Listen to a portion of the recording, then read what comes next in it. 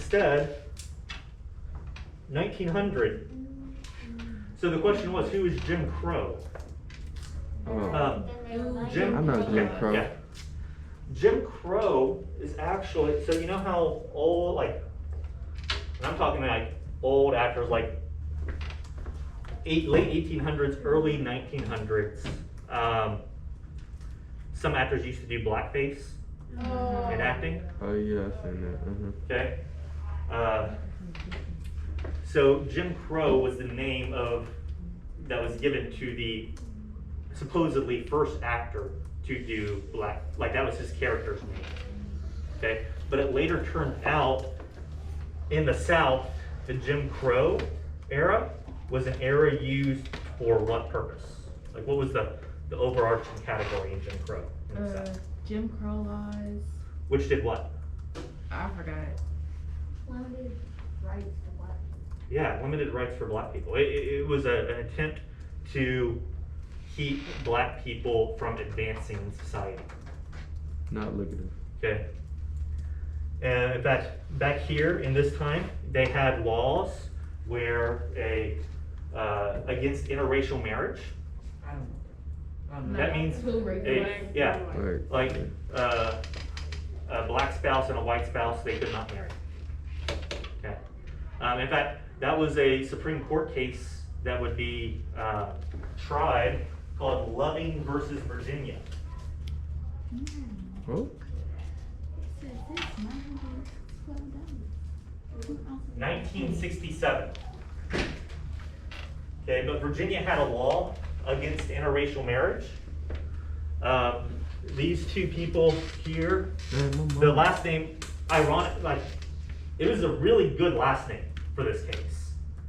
Because the guy's last name is Loving, right? And you're talking about Virginia having a law against interracial marriage. And so they got married, white man, black woman, they got married in DC where it was legal.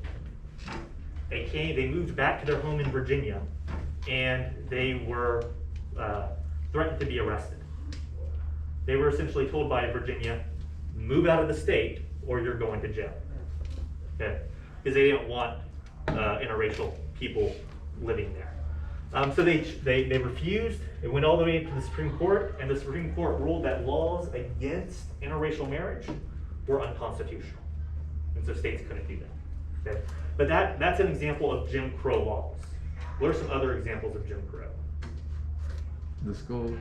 Segregation of the schools. How many of y'all have heard of literacy tests? Literacy. Literacy tests. Like, It means like anything. So, right, but that's not how the test was given. So in states in the South, if your grandfather could vote, you were typically exempt from these tests. But if your grandfather couldn't vote, you had to take these tests. This is kind of the grandfather clause, the beginning of the grandfather clause. And so, if you were looking at African Americans or white Americans, whose grandfather was most likely not allowed to vote? the African Americans, right? So all African Americans in the South would have to take this literacy test, or they'd have to pay a poll tax, also Jim Crow. And this literacy test would be explain this really obscure section of our state constitution. Explain what this means. And a lot of people couldn't because, again, it's really obscure. And so that was Jim Crow. It's a way to keep African Americans down. How many of y'all have heard of Emmett Till? Oh yeah, he got beat. He was a 14-year-old kid. How many of y'all are 14? Okay. He was a 14-year-old kid. He came from the north. He came down to, I think it was Alabama, to visit his grandparents over the summer. And this is under Jim Crow. He said something to a white woman in the South. It wasn't anything derogatory or anything like that. And later on, a mob came out and killed him. What? Wait, who? a mob came out and killed him, okay? And this is Jim Crow. This is how things work there, okay?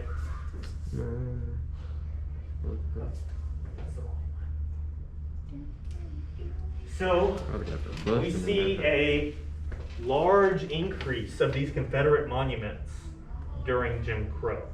What do you think the purpose of the monuments that were built and erected during these years was for?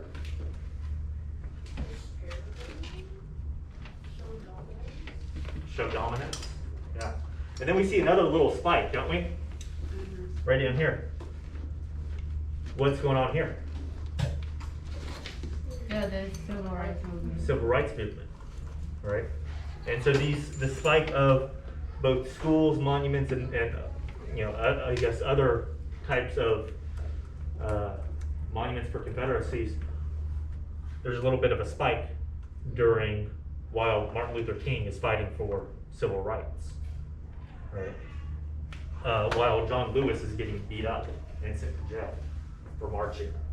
What do you think the purpose, the motivation is behind those monuments? Does it seem a little bit reactionary? Yeah.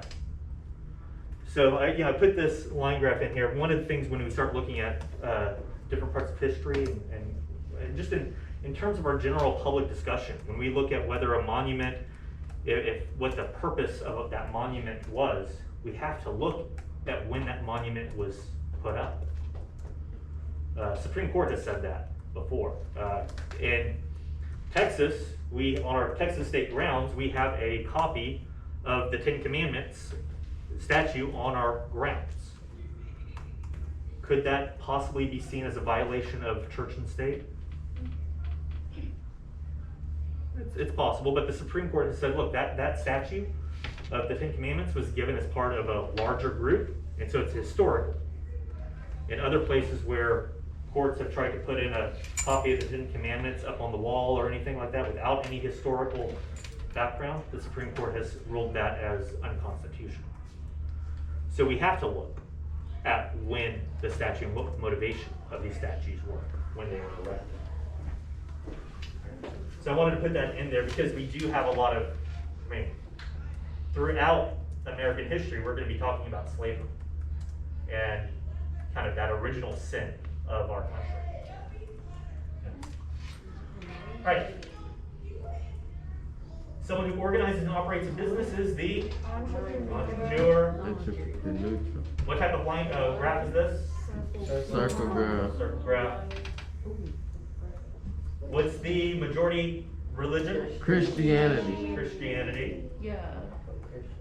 All right. So this got a Lawyers. couple people. Lawyers. Okay. So it's asking how many of the framers were merchants. Oh, eight. Some people put 8%. No. That got half credit. Okay? Because this is just, it's not giving you percentages in this graph, it's just giving you numbers to make up the whole. Yes? For some reason, if you look very closely, it looks like, it almost looks like it, even though that's dust, or it just looks like it's raining, or it's a glitch. No, that's just that's the dust from that. Okay. Look Okay. very closely and you see some. It's the, like, heat waves. Okay. How many framers were there? 55. 55. Right up here at the top it says 55 framers, and if you add 31, well, 12 plus 8 plus 4 is 24.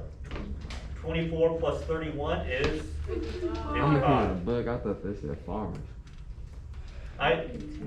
That happens to me too. Framers and farmers. I mean, it's like a farmer is different. I was like, a farmer is a That's the importance of taking your time to read it what did most of them do for a living? Lawyer.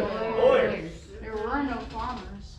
Actually, Oh wait, no. other 12 judges, physicians, planters. Oh. That would have been your farmer. I was looking exactly for the word farmer and I did not see.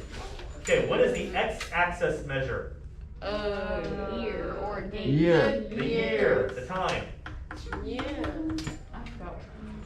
Okay, what does the y-axis measure? The. How many monuments were Right. erected? Yep. Okay, these next set, like most people do fine on the first two timeline questions, Change to relative. and then it changed to relative. So here it says using absolute chronology, when was the Origin of Species published? That would have been 1859. Absolute chronology, when did the Civil War end? 1865. 1865. Type of source, primary, because it is a Booker T. autobiography.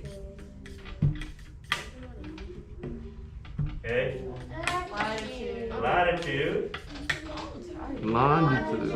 longitude. I Longitude. told y'all there were gonna be a couple questions on that. Longitude. Using relative chronology, when did Prussia invade Austria? After the The pressure. After the Civil War. So, relative chronology is all about when something happened relative to something else, right? So for these two questions, I was looking I for put AK-60. after something else. I did both. You did, and that was your saving grace on those. Same way. Nice. Because you technically did, right? But if you just put 1866, I gave you 1 point, 1 out of 4 points. Using relative chronology, when was the Emancipation Proclamation signed? After the Civil War and Either after the Civil War began